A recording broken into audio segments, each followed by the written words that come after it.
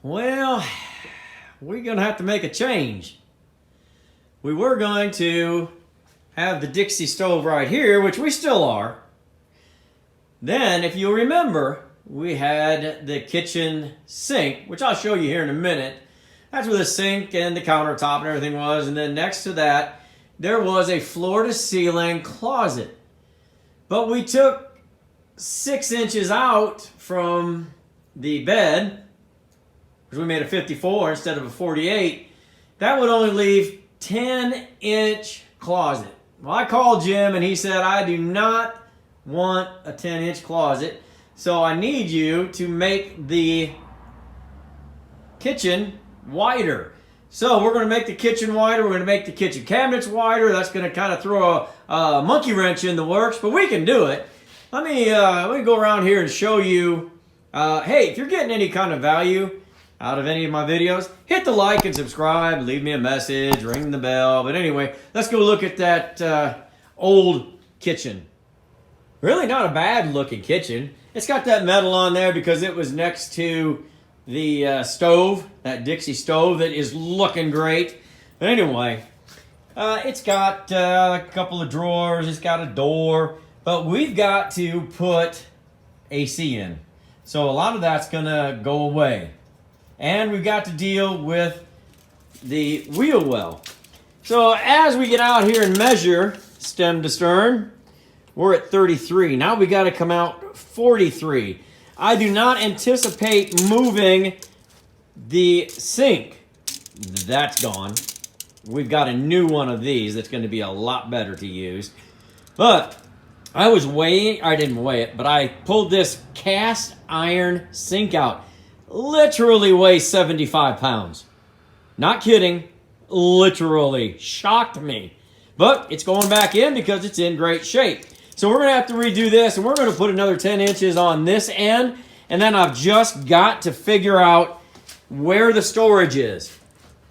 Jim says he needs lots of storage. They need drawers and doors. So I'm going to get working on that right now. Went ahead and cut up some pieces. I tried to mimic what we got going on here, just kind of in the size, but not exactly, because it doesn't matter. Nobody is going to be able to compare them side by side, and it might be a 1/4 inch or a 1/2 inch one way or the other. But that doesn't matter. I'm just going to try to make it close, and I'm going to start doing this now. I'm just going to kind of tack it up right now, and then at some point I will put some screws in it.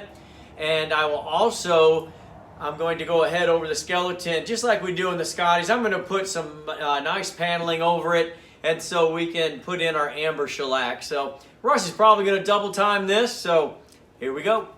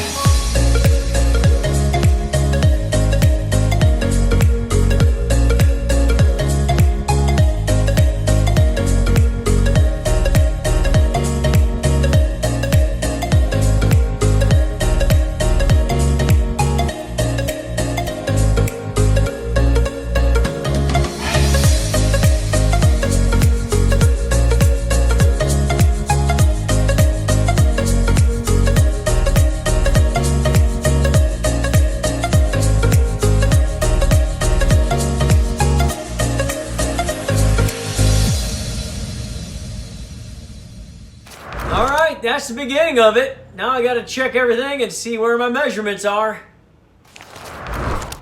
This is our kitchen. This is going to be the sink. AC down here. And some doors on each side and some shelves. So, we have got to build a countertop. Remember, we don't really need a template anyway because it's more or less a rectangle, and I hope I squared it up because I think I did.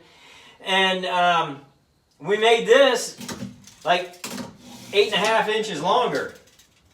Actually, that was 10 inches longer than the original because we eliminated the cabinet that was here to go for the longer bed that Jim wanted, and now we have got a longer kitchen. So we'll have a lot of counter space right here.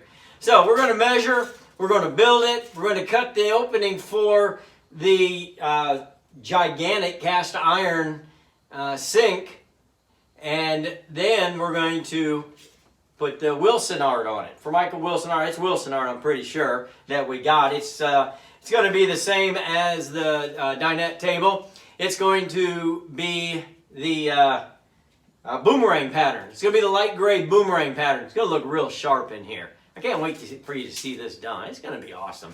Anyway, let's get our measurements. Make sure we've got a good square, because we can't hang over on this end, because that Dixie stove is going to be right here. And I put some metal right here and down so that wherever there's going to be heat, it doesn't start this on fire. Plus, there's going to be a little bit of an air barrier here as well. So we've got to go right to this edge. We can't go over this edge. So we can go a little over that edge. Not much. Just enough. So we're looking at, hey, get on there. We're looking at 43 and a half. 43 and a half. So we're good. We're going to probably go out to 44 and let a 1/2 inch hang over that way, just so that everything squares up. So we're going to go to 44. And then right here, we're looking at 22 and a quarter. 22 and a quarter. Squared that up pretty good.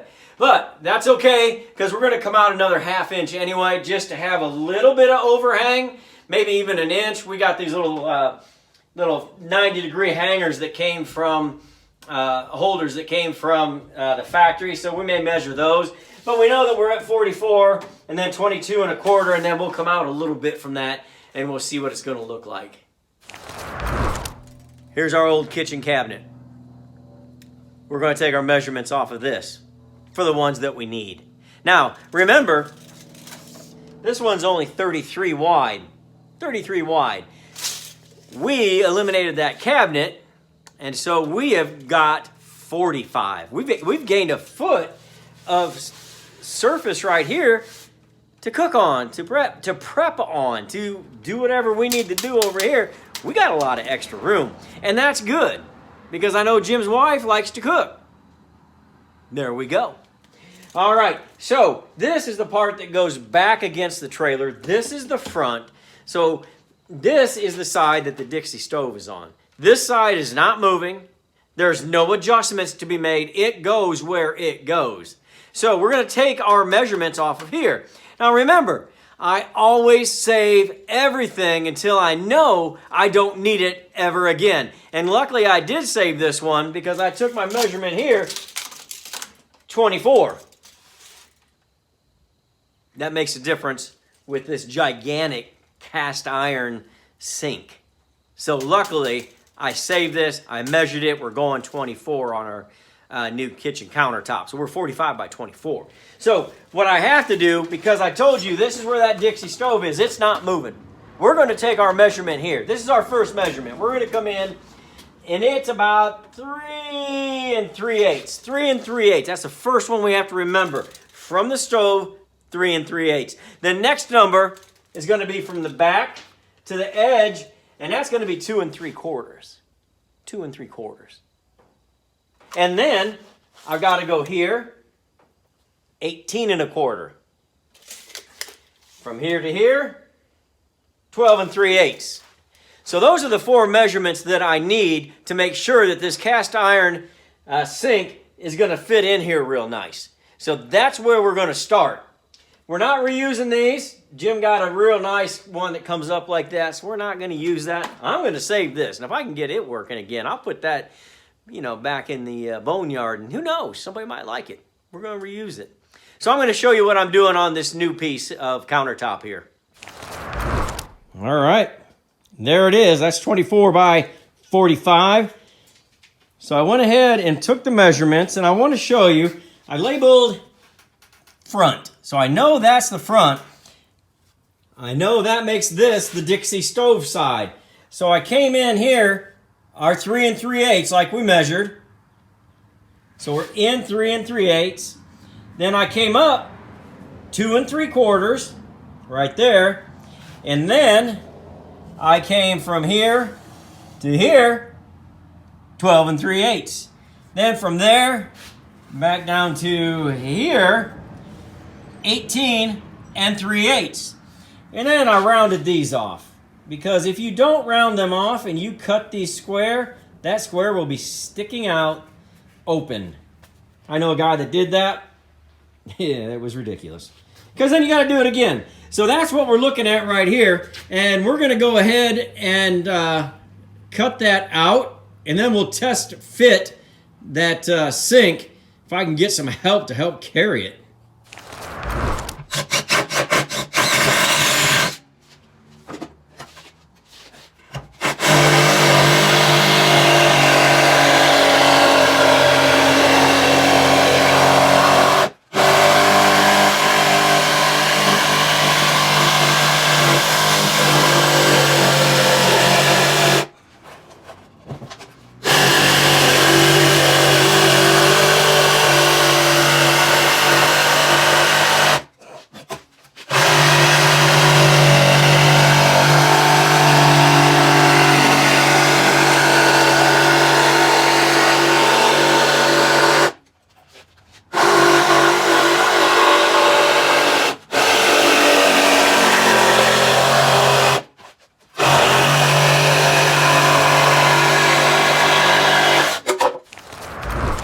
Got the sink here. Now the way this sits in here, this does not sit on top.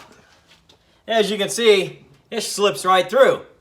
If you didn't take this apart, you'd think you made a mistake, but we didn't.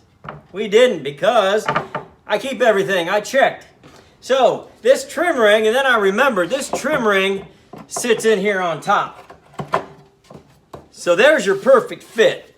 So this trim ring sits in there, and now this trim ring is going to sit on here. And then behind here, there's going to be some fasteners. You probably can't even see that. Let me flip this up for you.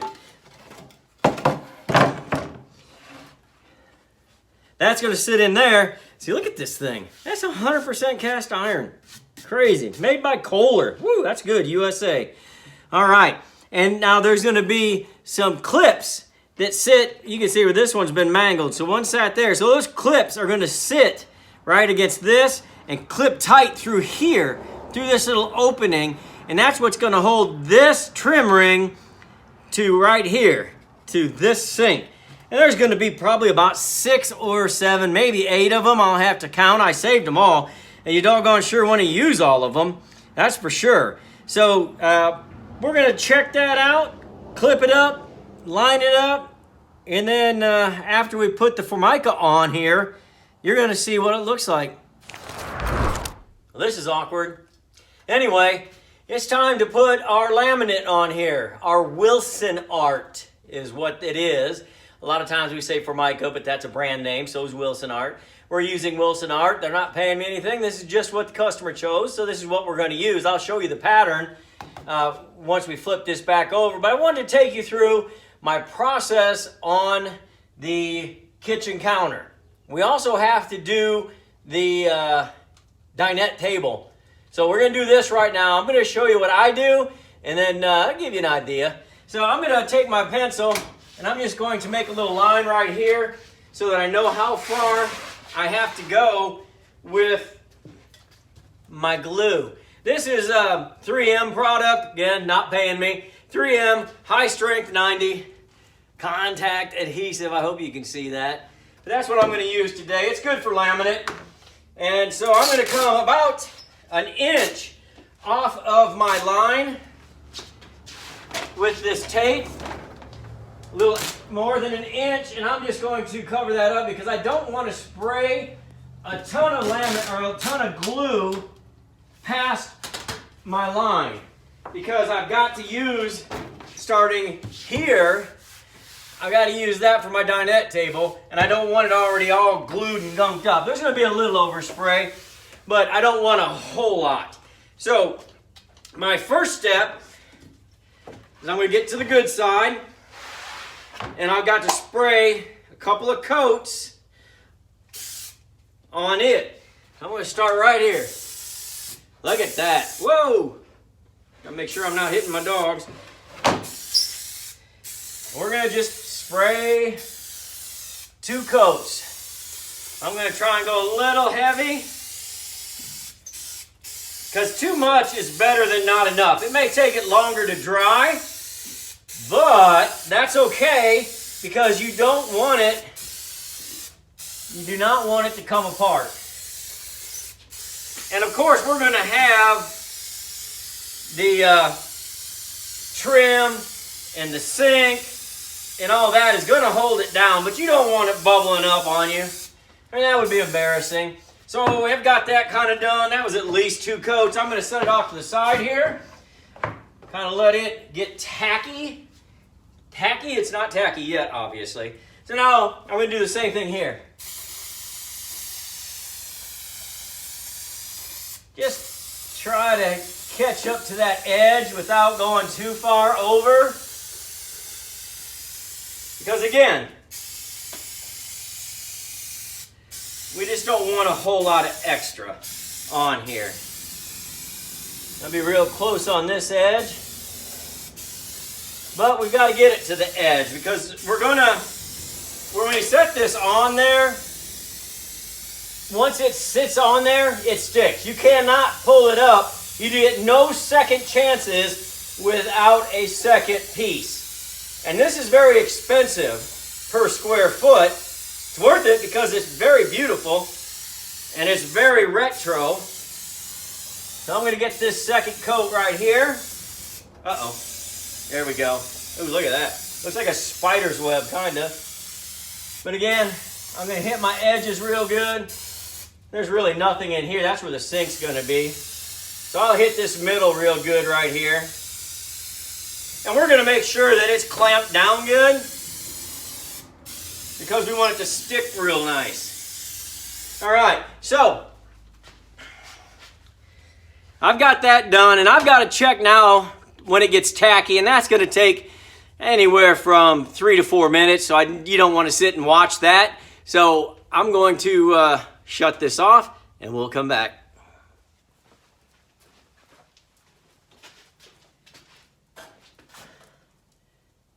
Got it sitting out for about 4 minutes, maybe 5, because I put it on pretty thick. We want it to be tacky. Tacky means that you feel the stick, but it doesn't stick to your fingers. That's where we're at. Now, we have to carefully put this down. You got one shot only. You don't get a retry, you get a rebuy, and that's it. You buy more. So I knew where I was, and I left myself a little extra on each end and both sides. So I'm going to make sure that I'm square and even, pretty close to this edge. And I am. I'm going to let it go easy. All right, we are on every side. Now, we have got to make sure that it stays down. And if it doesn't make good contact, it will not stay down. So I'm going to put these weights on it. You've seen me use these before. Glad I saved them. I'm going to put them down here like this. Try to catch these corners, really the corners down here and each edge. I'm going to grab a couple more, I think, just because it's going to make me feel a whole lot better. And I'm just going to walk around and look at all of my edges and make sure, because you know, like right here, this wood it'll curl up on you. And that's what happened right here. So it kind of bowed a little bit. So we're going to get it right where it needs to be. And I think we're good right there. Definitely. All right. I feel good with where I'm at right here. I've got to wait about 10, 12 minutes for this to be bonded. It's not set, but it'll be bonded. Then I can move this over. I can router this edge. I can take it away, set it up, keep all this weight on it, and then just let it cure overnight. And then tomorrow, I'll finish it up.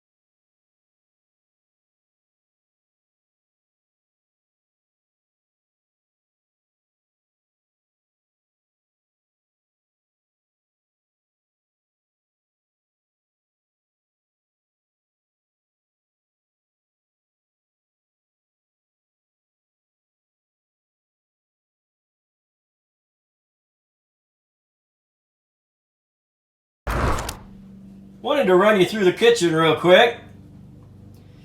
We got this roughed in right here. The cabinet right here is going to be under the sink, so there's going to be some shelves and a door.